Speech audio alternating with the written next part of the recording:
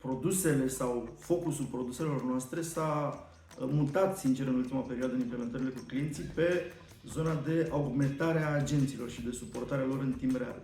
Practic, pentru că un client nu vrea să-și ia singur informațiile de la un robot, agentul discută cu acel client, în schimb robotul îi aduce informațiile agentului pe ecran pe măsură ce identifică nevoia și identifică clientul, astfel încât treaba agentului, să spunem, s-a simplificat foarte mult. Astăzi, agenții nu mai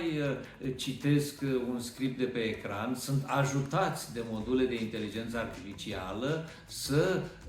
sesizeze în timpul interacțiunilor cu clienții nevoile acestora, să le adreseze optim ceea ce aceștia au nevoie. Odată cu implementarea platformei Mediatel a crescut considerabil experiența clientului, care s-a tradus în creșterea satisfacției acesteia prin indicatorii de performanță